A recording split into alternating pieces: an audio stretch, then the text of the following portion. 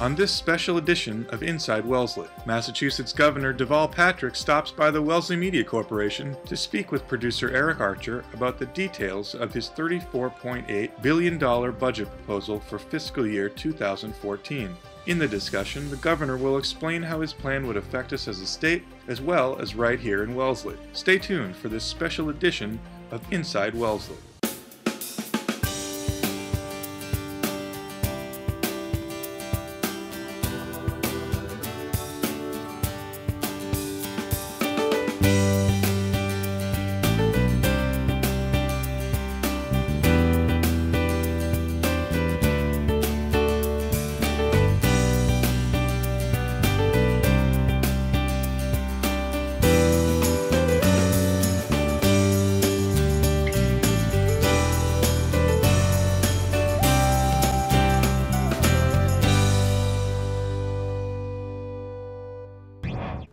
Hello and welcome to a very special Inside Wellesley. I'm your host Eric Archer, and we're here with Governor Deval to discuss the fiscal year state budget plan. Welcome, Governor Patrick. Thank you, Eric. It's a pleasure to have you here today. It's great to be with you. Thank you. So I know you're a very busy man, so why don't we just jump right in? Sure. I've got a lot of questions for you about your budget. So you've written a $34.8 billion budget. What would you say is the overall philosophy of this budget? Growth. It's really about investing in the things we know create jobs and opportunity, investing in education, in innovation, and in infrastructure. You know, education because it's our calling card around the world. I've done business in my private sector life all over the world, and what we're best known for is the concentration of brain power we have. There's some 300, I think, universities and research institutions within an hour and a half of where we sit right now. We invest in innovation because there are a handful of industries that really depend on that kind of concentration of brain power: biotech and life sciences, IT, and the new IT, robotics and gaming and financial services, for example.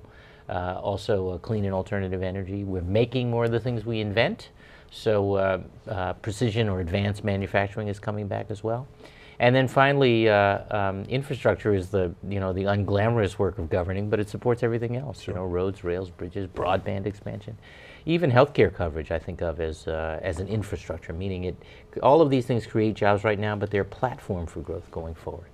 And the budget makes significantly deeper investments in education and transportation because I'm convinced that if we do that, then we accelerate our growth, and we have a way to pay for that as well. So would you consider education and transportation the sort of key points of the budget? I do, in this budget, yes. And actually, we need to maintain this discipline out for the next 10 years because we haven't always shown that discipline in the past.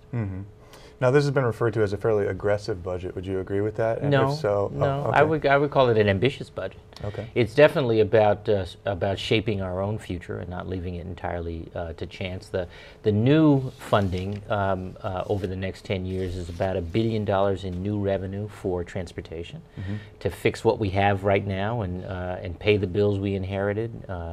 To steward the system we have better and more wisely, and then to invest in a handful of expansion projects, small but strategic in the sense, small in numbers, what I mean, but strategic in the sense that they unlock economic growth in places that have been locked up in the Commonwealth in the past, and then another $900 million in new revenue for education. Okay, great. So you've decided to raise income tax and decrease sales tax, is that correct? Right. They are companion pieces. What I have proposed is to cut the sales tax to 4.5% from 6.25%, and to raise the income tax by a percentage point to 6.25%. And then there are various other bells and whistles, doubling the exemptions and eliminating a handful of old deductions that in many respects just have outlived their usefulness, or there are more efficient ways to accomplish those ends. Now, I've read that you consider this a way to make the tax code simpler and more fair. Right. How so? Well, if the legislature accepts my proposal, then in fact for people who make less than about $35,000, their total taxes go down. Okay. For people in the 35 to 65 range, their total taxes are about the same. And for people over 65,000, their total taxes go up, and they go up according to their ability to pay. So if you make, let us say, $100,000, your total taxes go up a couple $100. And it's about that order of magnitude. I don't take it lightly. It's not a, it's never an easy conversation to talk about taxes. I do think this rebalances our tax system so we get more progressivity in it, so that people who can pay a little bit more, and those who can't get a little break. And so what do you say to the people that say, you know, how could he raise taxes when the economy's sort of still struggling to recover? Yeah, well, it's never a good time, right? And none of us like the idea of taxes going up if we are fortunate to be in that 65,000 and up range. But I think a couple things. First of all, everybody knows that we need to invest in transportation. You know, after 16 or 17 hearings and thousands of bits of feedback over the comments and emails and so forth over the course of the last year when we were developing the transportation plan, what became clear, Eric, and not surprisingly, is that people want more transportation, not less. Right? They want the T to run late on the weekends, and they want commuter rail that is more reliable and comfortable and modern. They want it so that when there's a short in the electrical line at Park Street, it doesn't shut down the red line all the way to the end. Outside of the greater Boston area, people want a kind of an equity about transportation investments, because for the 15 years of the Big Dig, we concentrated all of the state's transportation investment in that project, right, in that part of the state, and it starved needs everywhere else. So if you can imagine, out in Springfield, there is a viaduct that goes over, that carries I-91 right downtown. Now, I-91 is the critical artery. It's like their central artery. If you can imagine that being structurally deficient in downtown Boston and what that would do to the economy and let alone the quality of life in downtown Boston, well, that project hasn't been done out in Springfield because we've spent all our money on the Big Dig, and we need to. There are projects of that kind all around the Commonwealth, and so we need to make sure that where we land has this regional equity in it. And how about the MBTA? How are you addressing their deficits and trying to enhance what they have? So a couple things there. First of all, we've done a lot of reforms at the T and elsewhere in the transportation bureaucracy to squeeze out excess. You know, we shut down the Turnpike Authority. We ended the old pension system, which had you could work for 23 years and leave at full pension. So starting at 18 years old, about your age, and working for 23 years, you finish in your 40s. You can take another job someplace else, and many people did in state government, but start collecting a full pension right then. Just crazy. Those sorts of things are over, and the consolidation of those 6 different agencies into one has saved hundreds of millions of dollars. But it's not going to be enough to get the T to really sing. We have 40-year-old rail cars on the Red Line. Wow. 30-year-old rail cars on the T cars on the Orange Line. I don't know if you take commuter rail from Wellesley. Not often. It's just not. It's not up to a cutting-edge economy.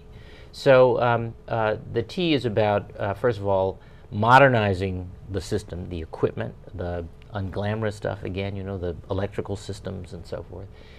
It's about moving people who are currently paid on the capital plan onto the operating budget. That means something only probably to policy wonks and accountants, but it's a discipline, a fiscal discipline that is appropriate, because if you pay for people on the capital budget, you're basically borrowing money to pay their health care costs. For every buck that you get paid, it actually costs the state $1.75.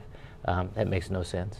And we have bills we've inherited from the Big Dig that need to be paid as well, like it or not. And I love the Big Dig. As a frustrated architect, I love the Big Dig. I liked it better at $5 billion than $22 billion. And complaining about the fact that the costs got all out of control gets us but so far. Those bills still have to be paid, and a lot of that debt was put on the T before I became governor, and those bills need to be paid. So there's clearly a lot of bills to be paid. Why have you decided not to cut any programs? Well, we've had some, you mean in this budget?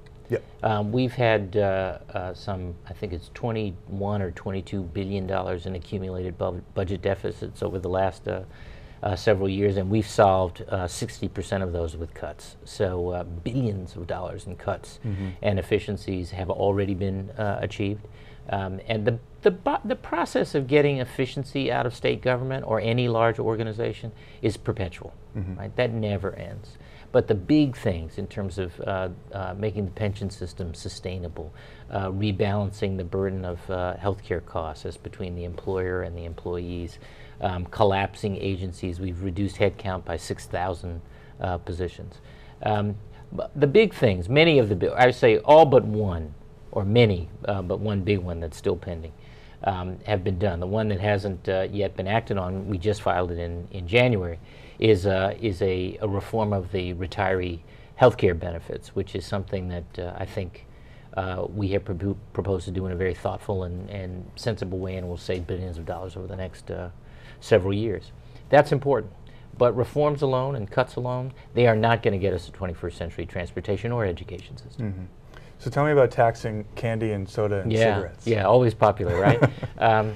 So these are old ideas. Actually, we've proposed them a number of times. They are, in the case of the cigarette tax, particularly if the money is directed to public health, meeting public health needs, very, very popular. Basically the taxing on soda and sugar soda and candy is a removal of the exemption now on sales tax that applies to food. Right. And you know, I used to work for Coca-Cola, so I hear from my old colleagues that you know, basically over their dead body. I remember somebody in the industry told me last year or the year before when we proposed this, they said, "You'll never win." And I said, "Why is that?" They said, "Because we have more money." And that just made me dig in my heels. Really?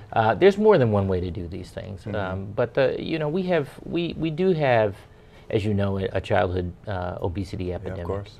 And the notion of trying to get the products that contribute to obesity help us fund the public health responses to those epidemics, I think has some logic to it. But you know, like I said, there's more than one way to skin this cat. Sure. So I understand you're going to eliminate 45 other tax deductions, some of them including T-passes, college scholarships, and dependents under 12. Can you tell me a little about that? Sure. So most of those we find those that you know still have some inherent value, like college tuition, we find we can do in more efficient ways. So for example, the college tuition deduction applies only in the event that you spend a quarter of your taxable income on tuition. There are not many people who do, but for those who do, doubling the exemptions, which is one of the proposals we have, more than makes up for that. And the same is true with T-passes and a small number of cases where people are eligible for those sorts of deductions. Okay, great. Well, I'd love to switch gears a little bit to education. Yeah. I know it's another sort of key element of this plan. How much money do you plan to invest in education in FY14? Well, once we're fully up to speed, it's about $900 million in new education per year.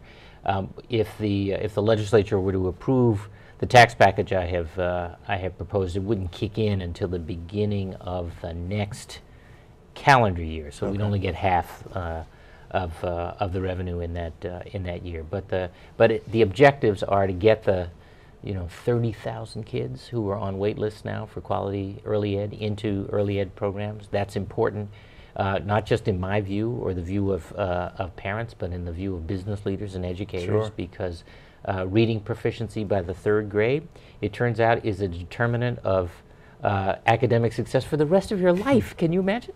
And if we don't do it, then we are paying all the social issues and ills that go with remediating that over time. So it's a classic kind of long-term investment.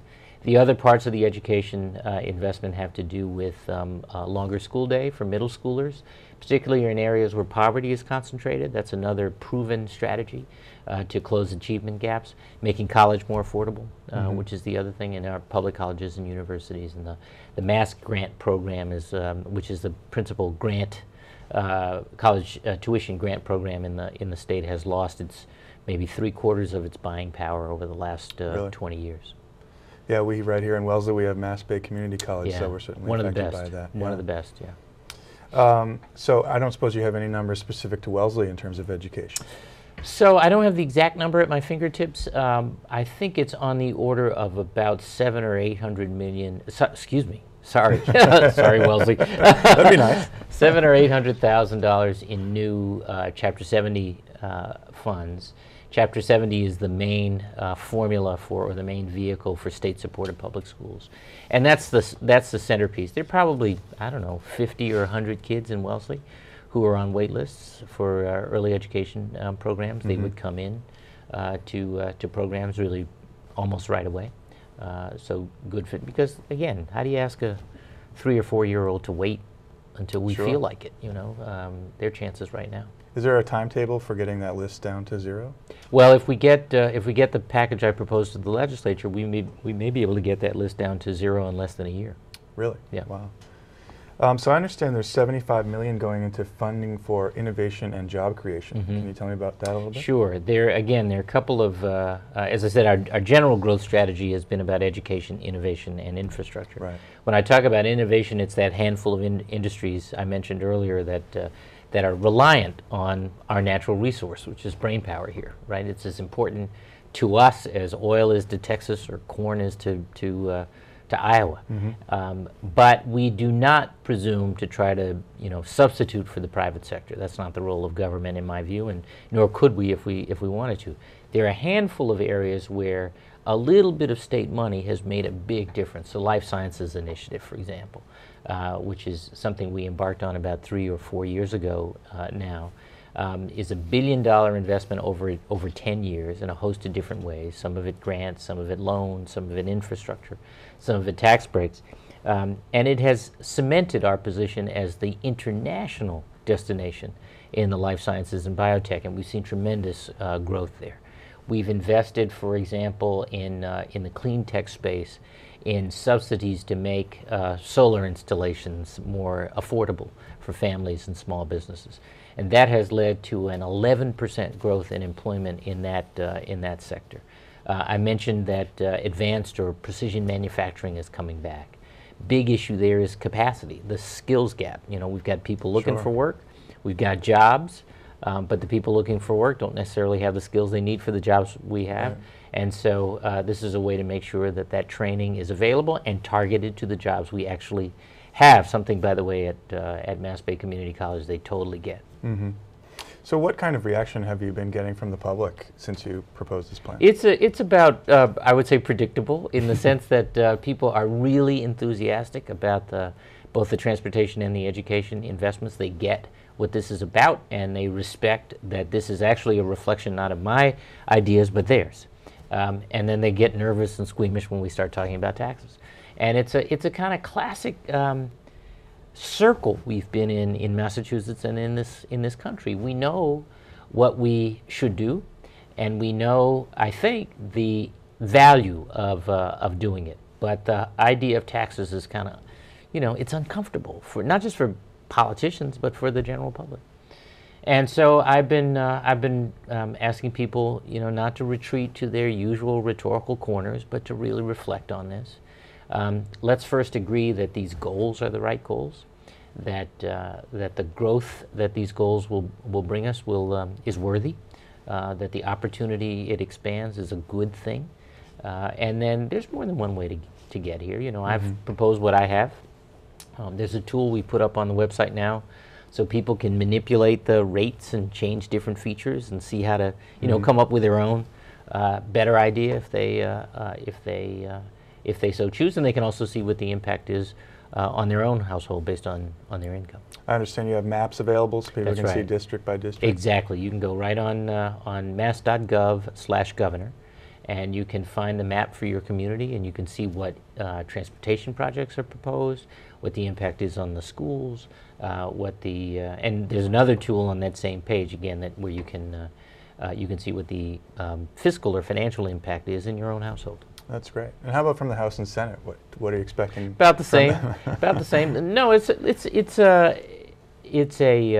big ask for people whose career is in politics. This whole idea of of accumulating political capital is what a lot of folks whose profession is politics are about. I can say this, I think, because it's not my profession, and I do see it. But the spending of political capital is what makes change. It's what moves the ball down the field, and people are very reluctant to do that. And I think that members of the House and Senate, they also appreciate the value of these investments, the importance of them, and the high likelihood, in fact, the certainty that this will accelerate our growth. But they are cautious, and appropriately so in most cases, to go and ask their constituents to pay more. And so I think the most I could have asked, they've given me so far, which is a willingness to actually have the conversation and not go back to the same stale sort of slogans on either side, and to engage with their constituents and with each other. And how much do you chalk that up to the fact that there aren't elections coming up for some of these lawmakers? I don't know. I think it's. You mean this year? I mean, they're up every couple of years. Right. I can tell you some have talked about the coming elections and worried aloud about that. But again, I think it is so. It's so frequent that people in elective office underestimate the voting public. I think the public wants us to talk to them like grown-ups. I think they want us to talk about what the consequences are of making these choices and not making these choices. And I think it's really important for us to face those consequences. During the blizzard early last month, I was out on the Pike right before the worst of the storm hit, and all the big decisions have been made, whether to declare a state of emergency or do the travel ban, remember? And so there was really nothing for me to do at that moment. I don't remember if I was coming or going from the bunker in Framingham. And the only ones out on the Pike were plows, emergency vehicles, and me.